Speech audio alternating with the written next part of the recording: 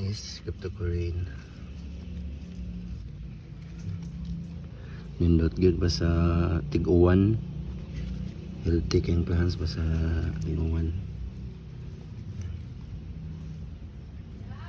Happy Sunday everyone.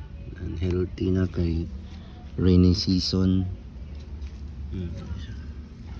Wa pa kayo kadaghan, may kini daghan na diri.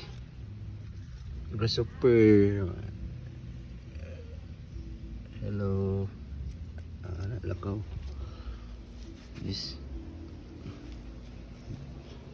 Good morning everyone. Tribes sa datong kuan mga frog bits. Frog bits, daghang kita frog bits. PM lang mo. Yahan mo floating aquatic plants na siya. It's called frog bits. Yeah, another floating aquatic plants nga nata diri sa mga siya. Kaning red floaters. Actually mo red na siya maayo once mainitan. Karon since mainitan siya mga pinkish na siya. Floating aquatic plants na siya. And then the tribes sa maayo atong kuan. Dwarf Sagittaria. Itong dwarf Sagittaria nasa gula na sa Stargrass, pero ano siya, dwarf Sagittaria. Kani cryptocurrency, windy brown, and tribes sa mayo. Okay, rainy season man. Itong ortala, ni red ng ortala.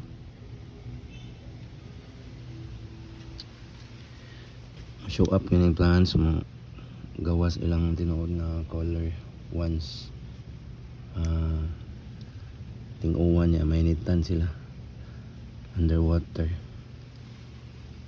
pero mas kini outdoor man siya. Disadvantage sa dani kay malumutan, pero okay ra kay healthy man ang lumot guys. Kung ay lumot imong tang, it means healthy imong tang. Part kini siyang lumot yun sa ilang natural nga habitat na agi lumot na green algae.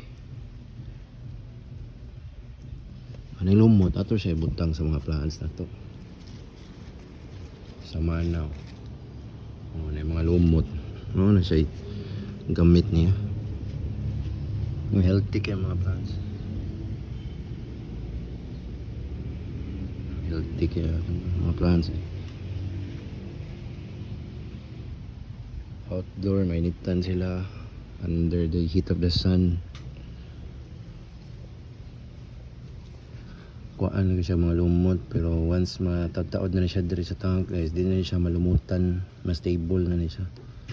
Normal reaction yun siya sa aquatic plants nga i-submerge mo sa underwater niya kanang naay-adlaw, kusog kayong adlaw. So unlimited yung adlaw, so unlimited ang sun niya, so magawas gud yung natural color. Healthy kayo. The more pa siya mainitan mo, brown na siya. Okay, windy brown. Kaya yung brown na yung kung anong dahon. Atong i-try yung kuha.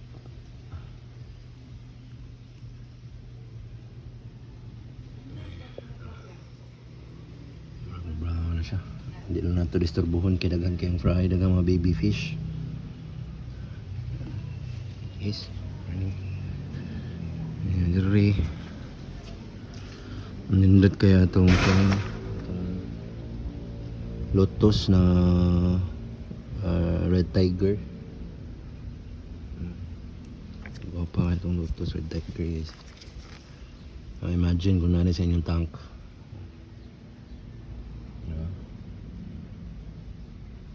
Guwapa kayo. Actually dili ni siya dwarf, gagmay lang ni siya kay bag-o lang sprout.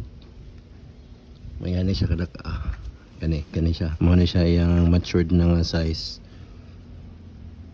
Dili ko na siya para sa ubang lotus nga madagko mayo. Variegated siya guys, na red. Away ang dahon Go pa kayo ng variegated.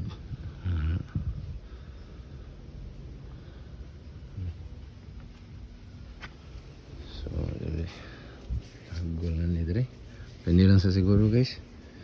Good morning, happy Sunday everyone. Uy, nari atong dwarf ng mga half black na white, HB white.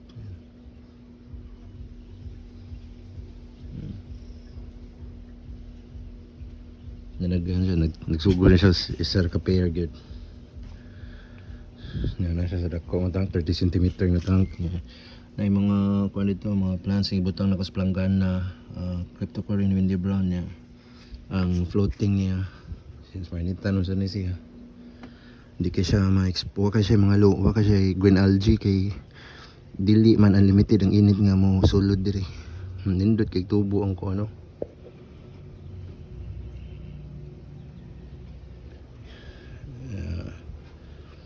Awa ang kuan difference sa floating red floaters dili kay siya red no, dili siya pinkish kay dili kay sa ma-overexpose sa adlaw.